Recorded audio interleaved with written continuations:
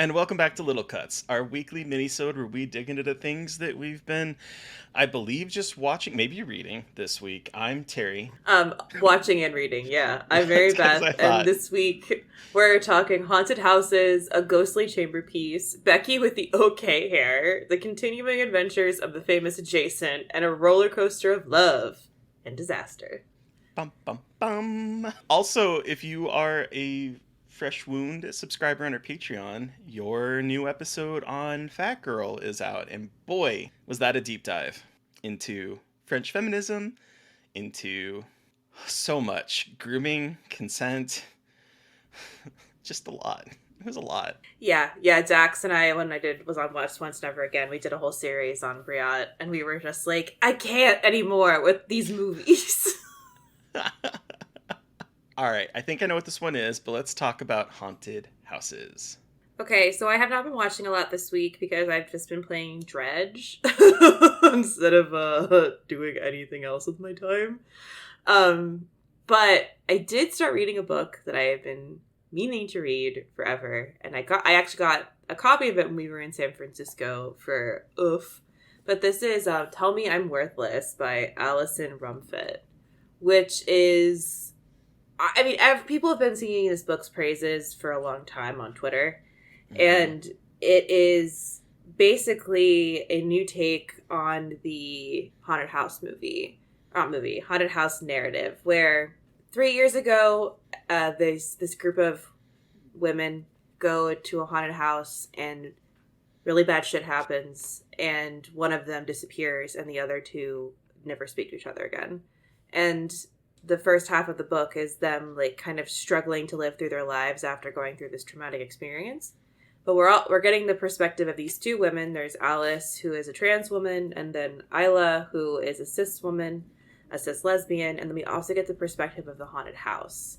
And the book ends up being not just about hauntings, but about like contemporary British society, transphobia, the spread of fascism, the insidiousness of fascism, and transphobia. Like, it's really good, and it's really gay. So Alison Rumfitt is a trans woman, so it is like very queer, very much fucked up characters who are like pretty bad but compelling. And I started reading it last night, and I got about halfway through it. Wow.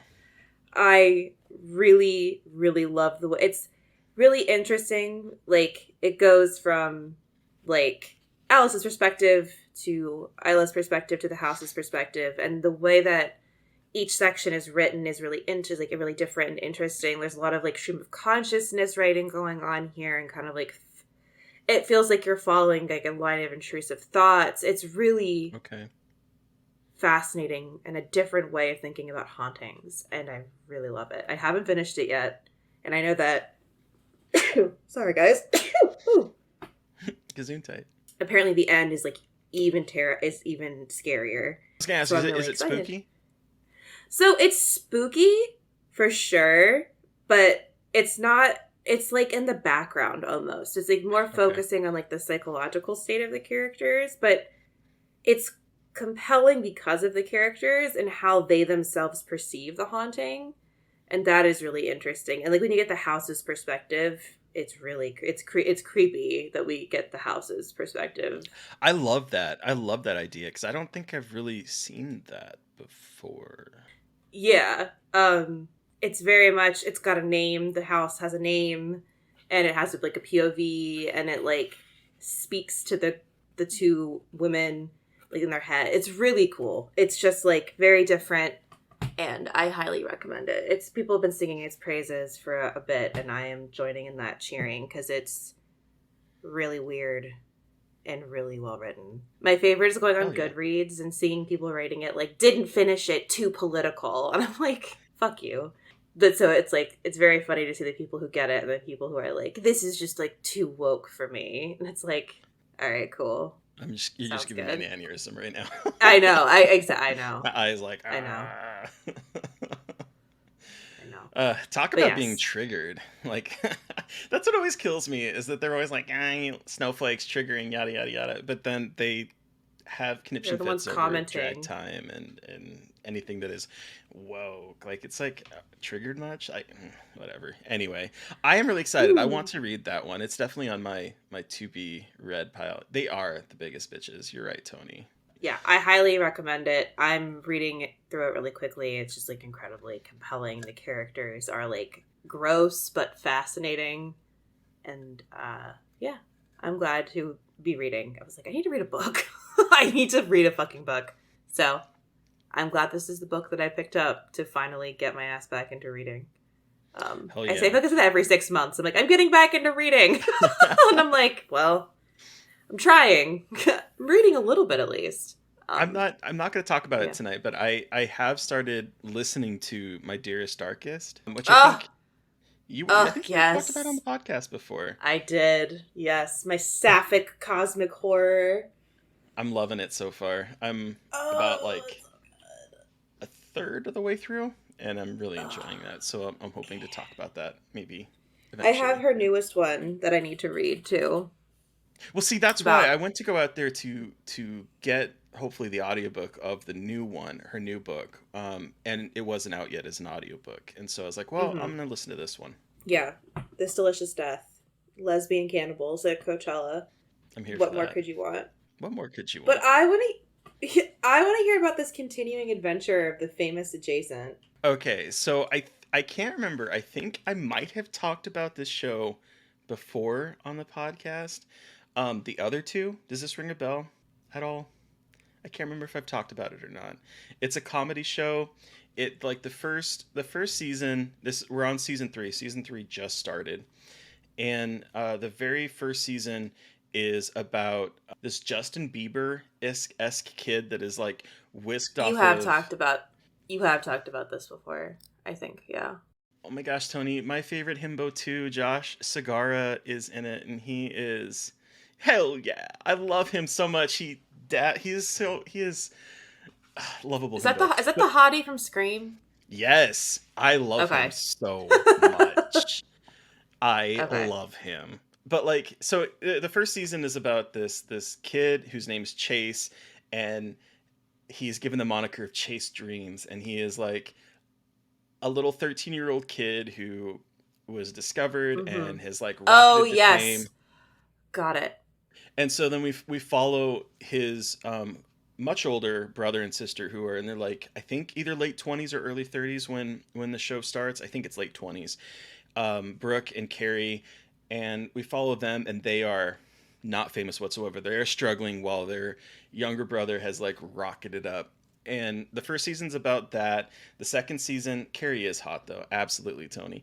Um, the second season continues that, and then the second season ends. I'm gonna spoil this end of the second season. Sorry, it's not that big of a deal, but like, it ends with Carrie getting a role in a movie, and he's like, my first day of shooting is March 13th, 2020, which Oh is no.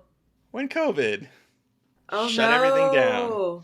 So now we're in 2023, and the show is finally back. I think that season actually aired in like 2021, so it has been a minute, and I didn't even know that season three was out until I got a notification on my phone saying, "Hey, it's now on HBO Max." I'm like, "What?" And so I quickly reached out to HBO, and I got they've only released the first seven episodes for critics to review, and I am on episode five, so I'm not completely caught up with what I need with what's available, but I am ahead of where the show is. And I have to say, this third season is really, really funny. It picks up with like after the movie has been filmed. It's now 3 years later, and there was so many COVID delays, and so it kind of has a little bit of jokes about the idea of yeah, I would really recommend it, Tony. I think by the time this episode drops, I think the first three episodes will be out. And Carrie is like, we kind of go into like the COVID protocols that were there, the fact that like it was a very lonely time, and he was so excited for his movie to be airing in a theater. And in the very first episode, they are at the premiere of watching this movie in a movie theater, and then the movie theater is like close. It's like we're closing the movie theater. It's being turned into a Starbucks because no one's going to the movie theaters. And so then his movie gets dropped on VOD the next day. And so it's like sort of like seeing that kind of very excitement of like having the creative thing. You're gonna have a movie in a movie theater, and now it's like, oh, now it's just being dropped on a VOD. And I think that's something that a lot of like directors that we've kind of talked to over the last few years is like a common like thing. It's like you're so excited to get your first movie done and you really want to be in a movie theater, but then COVID is like decimated all of that. And so it's funny, and it tackles that. It tackles his relationship with kind of fame and parasocial relationships. He gets in this relationship with this other actor, gay guy. He's gay, very queer. The show's very queer, and the actor is like a method actor. It's played by Finn Argus, who is in the new season of Queer as Folk, the new reboot of Queer as Folk or Queer as Folk, and that they are playing a gay man that is method. And so while they're dating, he is playing Love Nicholas, a third spinoff or second spinoff of Love Victor in or Love Simon in Oh the my show. And god. he's like, so he's playing an 18-year-old, so he's like, I'm still a virgin. And so they're not taking their relationship any further because he is so method. And there's just like so many funny things like that. Well, Huh. the sister is struggling with does she still want to be in the industry because she has become kind of successful. The Mm. mom, played by Molly Shannon, it now owns a TV channel, and we're following her like rise to like fame. Oh. And it's really really fucking hilarious. Dylan O'Brien has a cameo in an episode that drops this week that's really hilarious. It's just like it's feel good, it's comfort, and it's really fucking funny, and I'm so glad that it's back out. It's on HBO Max, and I really recommend, if you've not seen the show, to give it a try. And the third season seems to be really nailing that kind of the same kind of humor that drove the first two. So I highly recommend it. Hell yeah. Really good. Okay. Sick. Yeah.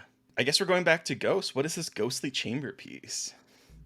So I meant to talk about this a couple times and I haven't, but since it's coming out in less than a month on Shudder, this is Brooklyn 45. Oh, you did talk about it Did I talk about Brooklyn 45? out of South by, but we could That's talk about it because awkward. I've actually seen it now too. That's real awkward. Wow. Obviously, I'm doing great and I'm definitely getting a lot of sleep and I'm very well rested and everything is fine. Never mind. No, let's talk about it because I've seen it in the intervening time. Well, for those of you who missed that episode, God, I'm embarrassed for fucking forgetting that. There's Jesus. nothing to be embarrassed with. This is like fucking, God. podcast brain. Podcast brain for fucking real. But this is Ted Geoghegan's new movie. He directed We Are Still Here in 2015, and this is his newest film that is basically like it's a chamber piece. It's a bunch of friends. I think it's five friends. Yeah, five military veterans from World War II get together at one of their friends' house. It's Larry Fessenden's character's house to kind of like meet after the war and reminisce and just be with their friends, like be with old friends again.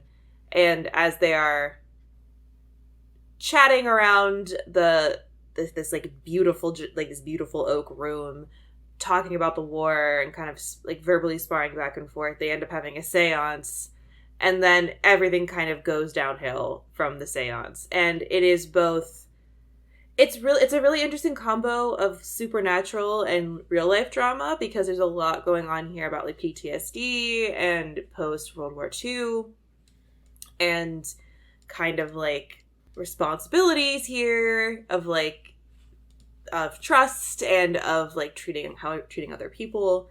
And it's really beautiful. I think it's really well written. I think it's a really interesting examination of friendship and a really good balance of like the spooky to the human drama to the spooky again, and kind of weaving in these horror elements when you kind of are lured into this false sense of security of like, okay, the ghost stuff is over, and then it's like, oh shit, here it comes again. So there's a really interesting kind of like ebb and flow to it that I really enjoy, that I'm excited to see again when it hits Shudder soon, because I think it's definitely like not at all like We Are Still Here. It's not that gory.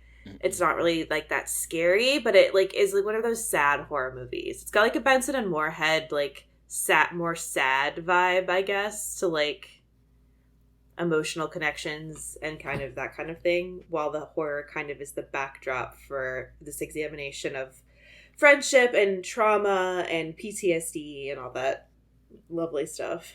What I because like you had talked about it out of South by, and then I got to see it at a Panic Fest, and I hadn't seen it when Yeah. you had talked about it before. So I'm actually really glad that we're talking about it again because I was blown away by this movie. I think Larry Fessenden pulls out a performance of his lifetime in this and shows why he is such a genre mainstay. But this is basically like grab a whole bunch of character actors in genre. We have Jeremy Holm. We have Ezra Buzzington, he played, I think his name was maybe Goggles, but he was in the Hills Have Eyes remake.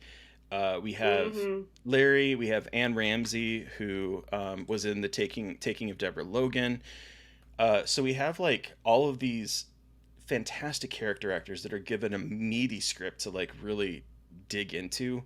And there's what I loved about this film is the way in which it deconstructs the way we look at World War II and the way we look at heroes out of the war who may have done horrible things during the war and are struggling with the consequences of that in a world that has said we got to move on, we got to, World War II is behind us, but it hasn't. And I think that there's a lot of prescient things in here in terms of the way in which hate and xenophobia and the way in which we sort of heroize uh, that war as being like big thing, and it was a big thing, but like kind of the Yeah. heroes of it when they were just flawed people faced with unimaginable horror and imaginable things that they had to do to stop Nazism. And so I think that there's a lot of interesting things in here that it is dissecting in that.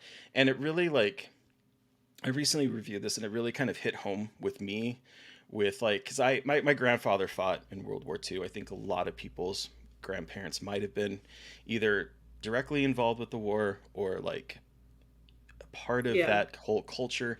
And I remember my grandfather, he was on the beaches of Normandy. He probably should have died. He had an indent in his head that as a kid I remember feeling. Oh shit.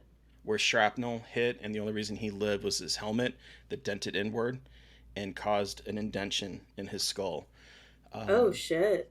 so there's like, and I thought about that, and it made me really emotional just thinking about because he never would talk about the war, and so like it was this always this dichotomy of seeing like war movies sort of hero like make it into like this big Yeah. heroic thing, and they I'm not discounting it, they were heroes, but you see that and you see this sort of like commercialization of what happened. I mean, we have Call of Duty, like the Call of Duty games, like this idea of like war is a game, and then I've always had a hard time discussing that or thinking about that in terms of seeing my grandfather who would get this faraway look in his eye and would not talk about the things that he saw over in World War II. And so I think that this Mm-hmm. movie kind of interrogates that in an interesting way. Yes, Yeah. Tony Spec Ops. Whew, that game. Yikes.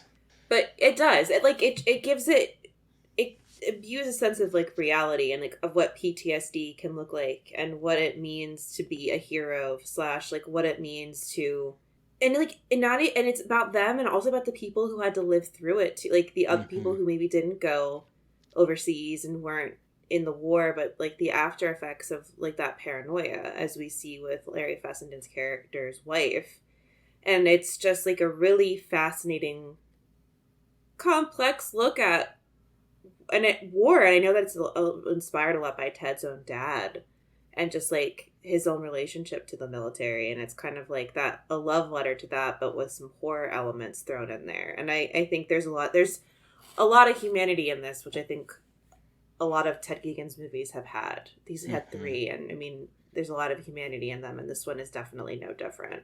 Yeah, I think like a easy way to sum this movie up is that it's 12 Angry Men and a ghost. Like it's just Yeah, it's that kind of feel to it. And yeah, I really enjoyed this one. It yeah. really hit home for me. I really enjoyed it too. So glad I got to bring it up again. Yeah, me Oops. too, actually. No, no, oopses. The number of times we've done that just because The podcast sheer amount of brain. things we watch. Hmm.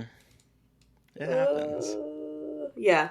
But now let's talk about our roller coaster. Oh, no, I have one more. Oh, you do? Yeah, Becky with the okay hair. Oh yeah, Becky with the okay hair. I can't read. What's Becky with the okay hair? I'm doing great today. I'm really doing awesome today. Listeners, we had a marathon recording day, and it's just we're a little fried. Yeah, so I finally saw Becky, the Oh. the 2020 Lulu. I always want to say Lululemon, the Lulu Wilson starring uh, Paul Blart starring Paul Blart. 13-year-old versus white nationalists movie Yeah. about Yeah. like Yeah. Yeah. Yeah. yeah, Purpurina. Yeah, it is literally a teenager's weekend. The basic synopsis: teenager's weekend at a lake house with her father. She lost her mother to cancer. She has this kind of strained relationship with her father, played by Joel McHale. And he is taking her back to their family cabin. She thinks that he's going to sell it, and she is a petulant 13-year-old that is very upset with the world. And to make matters worse, Joe McHale has brought his new girlfriend that he intends to marry and his girlfriend's son um, to this home, and she's there. And at the same time, Paul Blart, aka Kevin James, and his motley crew of white nationalists have broken out of jail, and there is something in the house that they want to get. And chaos ensues with Lulu Wilson's character going Home Alone meets like rated R violence on these people that are trying to break into their house and potentially murder everyone. I will throw a little warning up here because a lot of people have problems with it. There is an animal death in this film, so just as a warning to those that might Mm-hmm. not want to Yeah. deal with that.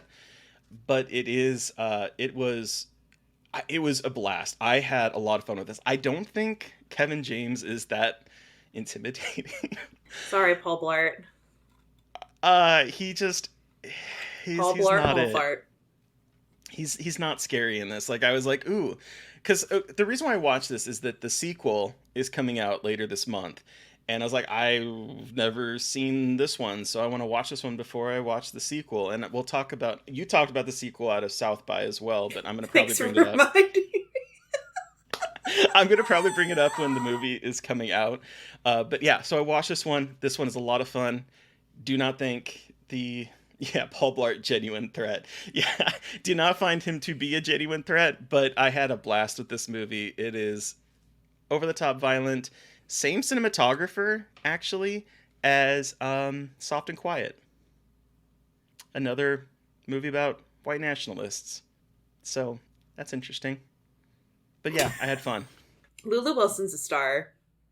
She is. She's She's really good. fantastic She's in a this. star, and she's really good in the new one too. I'm glad you liked it. It's fun. It's like definitely kind of a more like mindless, not mindless, but it's fun. It's a fun like not slasher, but like like you said, like Home Alone horror adjacent, like rare exports without the Christmas. Mm-hmm. Yeah. And That's yeah, right. in She was case in Ouija. I forgot that she she was was in in Ouija, that. she was in Haunting of Hill House, like she was in one of the Annabelle movies. She was in Sharp Objects, Annabelle God, yeah, she's been in Creation, I believe. everything. Deliver Us from Evil. Like she's been making her genre progress. I love it. But yeah. I know. All right, now let's talk about this roller coaster of disaster as we have continued our Yes. Final Destination foray with Final Destination Trace 3. Yes. So I I gotta know what did you think about this one, Mary Beth? Because this is for those that don't know, this is the one that opens with the roller coaster, and then the kind of gimmick with this one is that Mary Elizabeth Winstead is a photographer, and she sees hints of the future in the pictures that she has taken. So I'm curious what you thought about this one. Tony had fond memories of reading Final Destination 3 fanfic on the IMDb message boards about Ian and Eric because I was a 12-year-old and I loved Aaron. Aaron, not Eric. Oh, is that what you think about that, Misu? She has thoughts. Wow, that's incredible, Tony. What an incredible experience. So, I the deaths in this one are like consistently iconic, I think. I mean, Mm-hmm. if I had complaints about acting in the second one, boy oh boy, in this one, it just feels like they just don't care about the acting. They're like, we don't need you to act. We just need you to stand here while things get thrown at you. And I love how in each movie they keep like it's no longer death. It's like the first and second one were like connected with clear rivers and about the whole like way of how death is doing things, and now it's photography and Abraham Lincoln is somehow involved with him being part of it. I And had I'm just forgot like, about that until I rewatched it. I was like, oh my god, that and the two towers photo. I'm like, yeah, I was oof. like, wait, are we just like completely like taking back the lore we had? And like again, like the lore is lore is such a tenuous word for what is going on in the Final Destination movies. And as we saw with Chucky, I love to poke holes and be like, I don't understand the logic of the voodoo. I'm gonna not do that here because it just like isn't. There's just there is no lore here. Like what the fuck ever. But I mean, loves the roller coaster, love the tanning beds, love the lifting of the weights part when he's like, you can't kill me, motherfucker, and they're all yelling slurs at each other in the fucking like bathroom, and he's like, ah, fuck you, and then lifts the weight and it just smashes his head. I mean, come on, that's. And then the hardware store death where it feels like, I just love how complicated everything has gotten at this point. Like everything's such a fake out. Like and the way that it's like goes on forever and ever, everything falling, and you're like, when the fuck is it gonna happen? And she gets shot with the nails. That was bad. That was bad. I But it's also it's yeah, Purpurita, yes. First of all, yes, it is a Deadly Rube Goldberg machine. And also, yes, this is the one with the tanning bed, which remains one of my favorite moments, just the way it is shot, particularly overhead as like the camera is down on them and the tanning beds are next to each other and they're burning, and then it cuts to them being buried side by side in the coffins, like the tanning beds become the coffins, I is love such it. like a perfect, and yes, gratuitous boobs so much. I don't think the roller coaster is great. It's Uh like fine, but it's not as like after getting like the plane crash and like the pile up.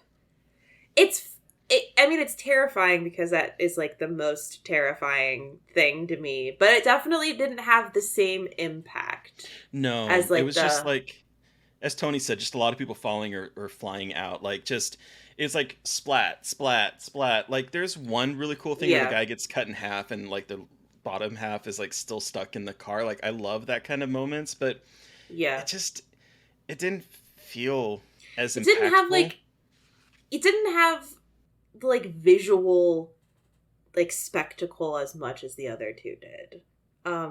Yeah, it definitely.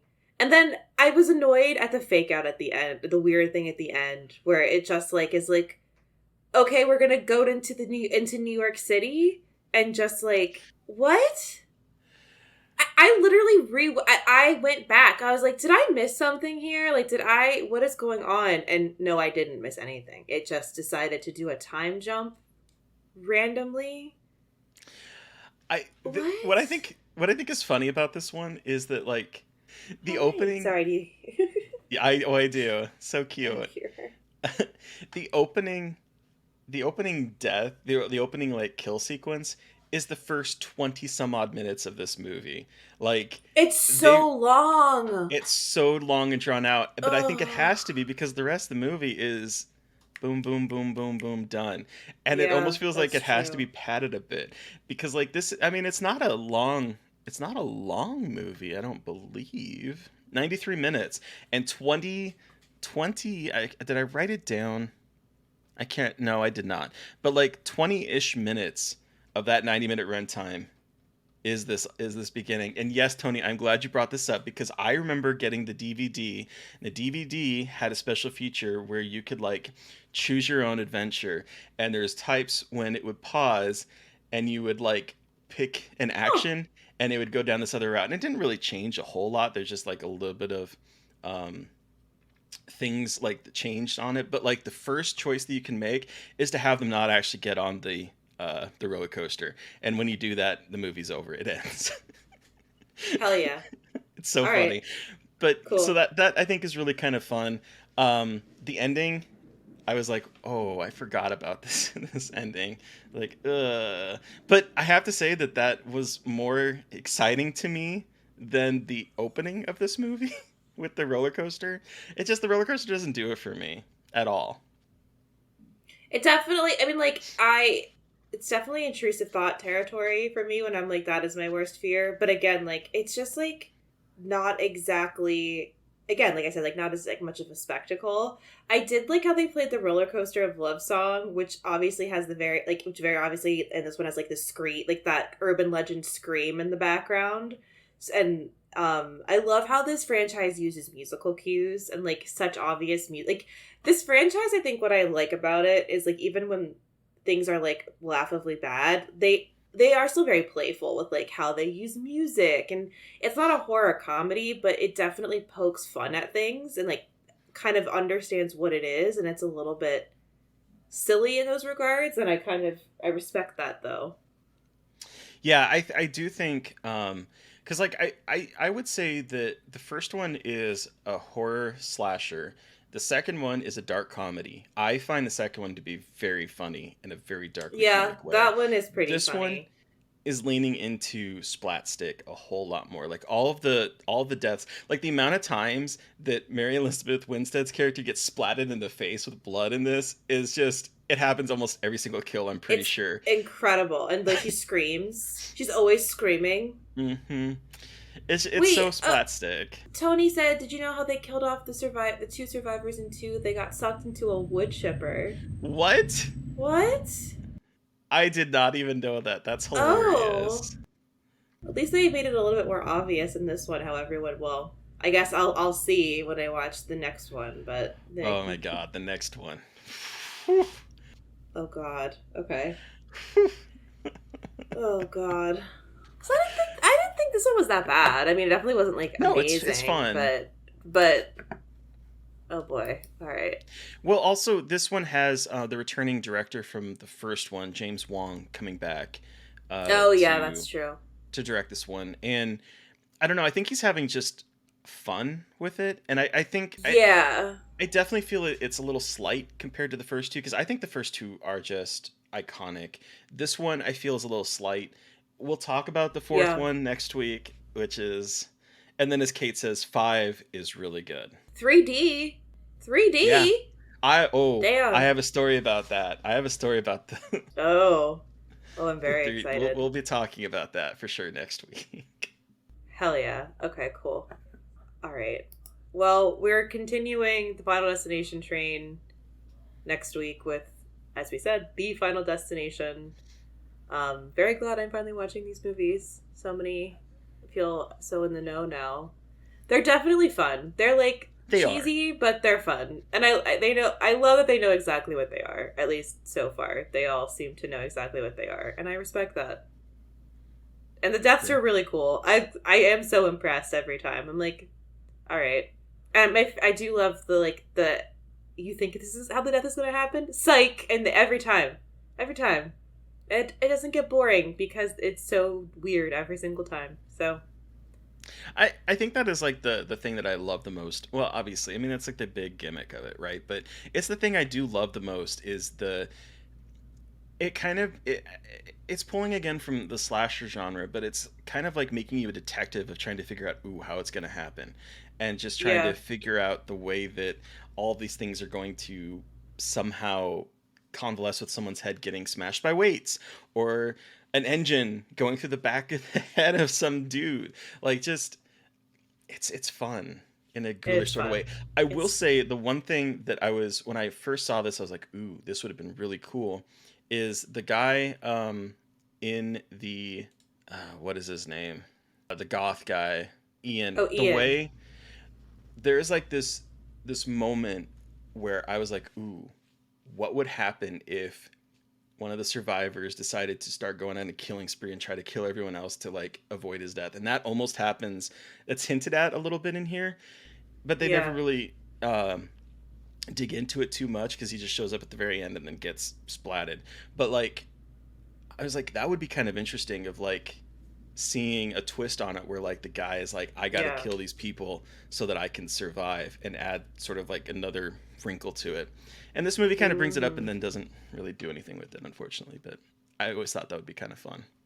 yeah. But then, who are we talking to on Monday? Okay, we are talking with the multi hyphenate Sophia Ajram. Uh, he's the editor of Bury Your Gaze, an anthology of tragic queer horror that is currently taking submissions until the end of May. They brought with them Rose Red, the 4-hour Stephen King miniseries that is a very obvious remake of The Haunting of Hill House. And this movie was not for me, y'all, but It's a good conversation it with is a good Sophia. conversation. That's But for sure. boy, I do not recommend watching all It's 4 hours of that movie in one go because that was a lot. But it was a good conversation. It was Yeah. a fun conversation. We talk about houses that are bigger on the inside than they should be. We talk about a whole lot of that kind of creepy, fun stuff, and it was a good episode just about a movie that I did not like. Yes, TARDIS houses, Kate. Yes. Yeah, it's an interesting conversation for sure. But then, so listeners, you've heard from us. We want to hear from you. Did you watch a film or read a book that we talked about this week and have thoughts?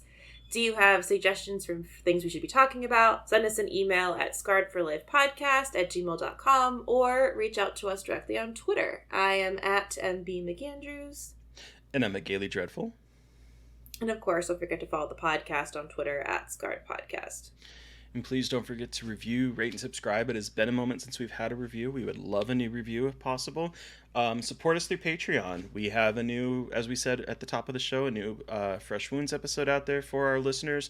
And if you haven't listened to our episode about Soft and Quiet, the movie is now streaming on Netflix if you want to ruin your afternoon. But we have a really good conversation about it, and it's out there for free. So you can go watch that if you want to, or just listen to us because it's a rough one. Thank you to Eric Power for our artwork. Thank you to Sean Keller for our music. Thank you, everybody, for listening. Please stay safe out there, but most importantly, stay creepy. And until next time.